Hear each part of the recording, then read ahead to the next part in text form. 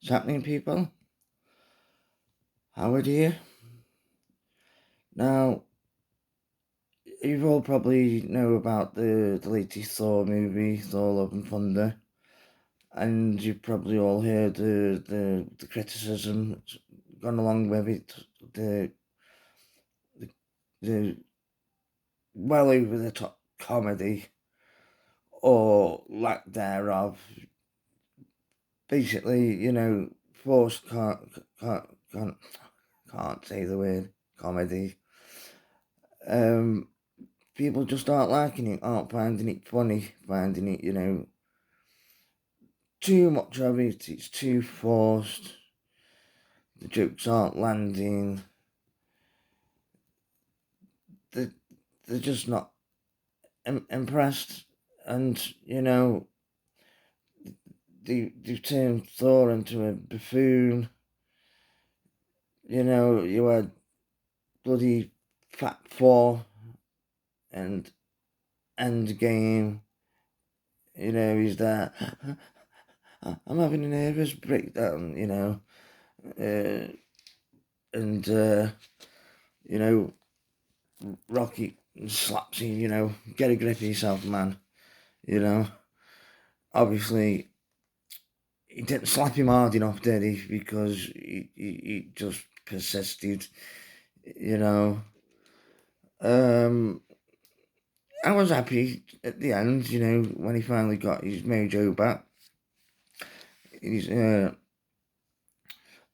final fight scene with Thanos. Yeah, but then and then Ragnarok come out. I actually enjoyed Ragnarok. Yeah, I actually really enjoyed Ragnarok. But again, there was just elements in there that didn't need to be there. Really, just I'm actually a bit confused now which came out first, the chicken or the egg. I mean, Endgame or Ragnarok. But yeah, Ragnarok again. Comic relief, clowning around. Yeah, I don't mind a bit of humour, a bit of comedy, but where necessary, and unfortunately, there was just too much of the unnecessary forced comedy that isn't funny. Now, um, this video isn't actually completely about Thor. I'm actually about Jason Mamoa. Now, I like Jason Mamoa. I think in certain roles, he, he's not just a big tough guy. I actually think he can act. He was in, I believe, a series, Frontier. I think it was a series. Could have been a film. Well, I won't bother checking on that one, but yeah, he was in something called that, and it was quite a serious tone. His family was in danger, and yeah, I thought he was very, very convincing in that. Yeah, but you know, I first come across him in Stargate Atlantis. Um, he plays a bit of a tough guy, soldier. Um, One of the last of his kind. Yeah, and in that, there was some comedic moments, some humour that actually really fitted with his character. Wasn't overused and like not particularly making jokes, but there would be odd moments where, you get a bit of humour from him, and it worked really well in that. And then I watched June. I was really, really looking forward to seeing June. I've said before, it takes a lot for me to make the effort to go and watch something at the cinema nowadays. But June, I was really looking forward to it. Yes, went to see that. I really enjoyed it. Epic. It's definitely visually one of the most stunning films I've seen in a long time. Not like nowadays. And again, Thor Love and Thunder, a lot of people were complaining about the special effects were really off and distracting and looked cheap. Whereas June, it looked spectacular. Quite a serious story, and again, Jason Mamoa, I thought was fantastic in it, but there was just one very small scene, and it was also in all the trailers, where he cracks a bit of a joke with Paul Atreides, and it just didn't land. It just wasn't funny. It wasn't necessary. It didn't need to be in there. It, it, it was obvious to me that it seemed like they'd actually had multiple takes of that, and I actually found out that they did have uh, multiple takes of it, and to get it right. And obviously the one they chose to go with, I still didn't think they got it right.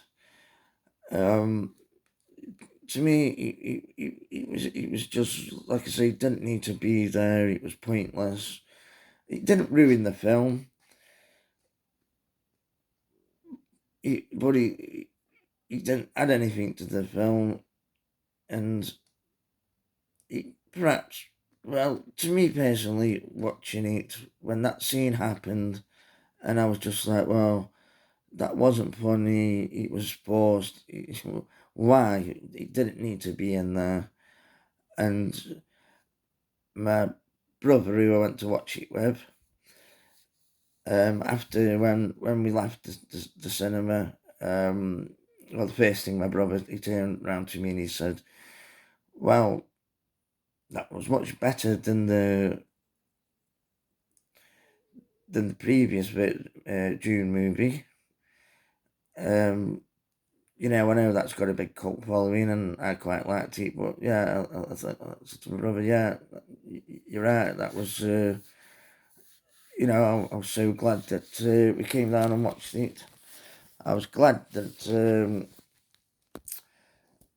I went with my older brother, because he's really into his science fiction, and yeah, we left the cinema happy. We were talking, and we both went to see it at exactly the same time. About the one thing we didn't like was when he cracked that joke. It just wasn't funny. Nobody in the cinema laughed, and my brother says, I hate it how they always have to chuck this little bit of comedy in there, because it's a serious, well, it's a serious film. Some serious stuff happens,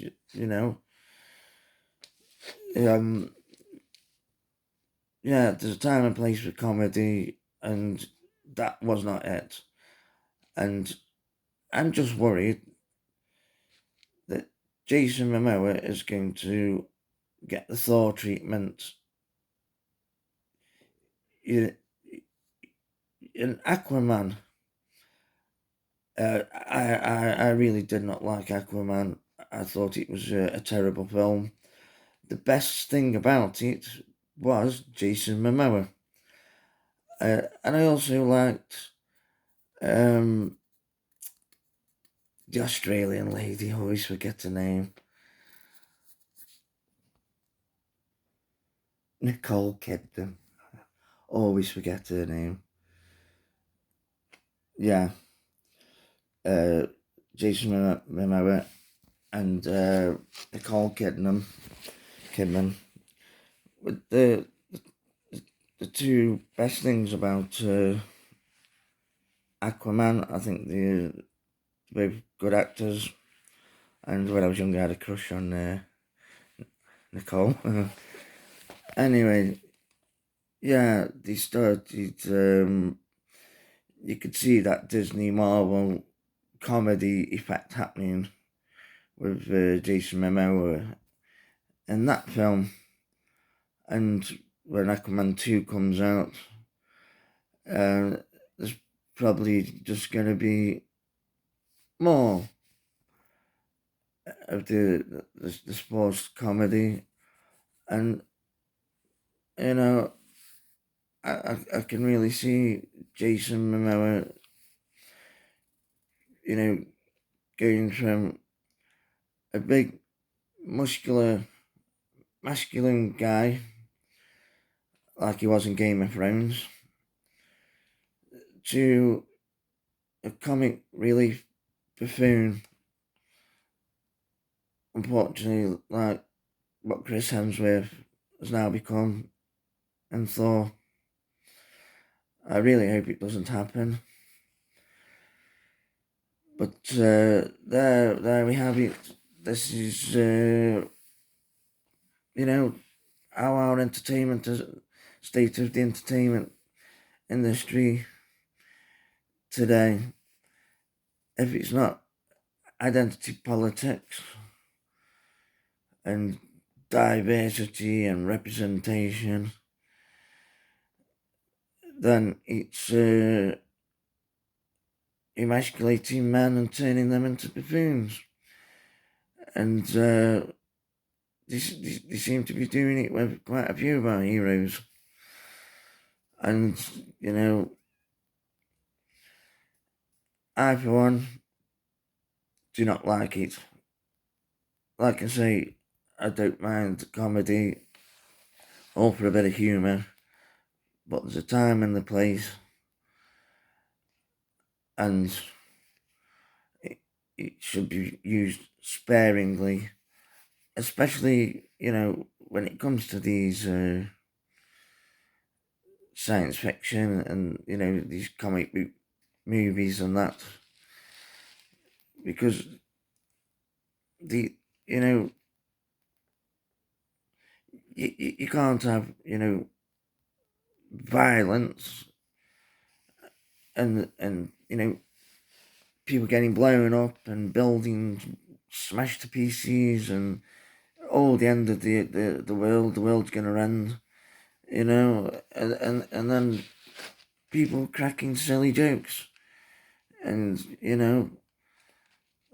laughing when all this devastation's going around, all about that. Anyway, people, thank you for listening. I'd appreciate if you subscribed, like the video, and drop us a comment. Peace.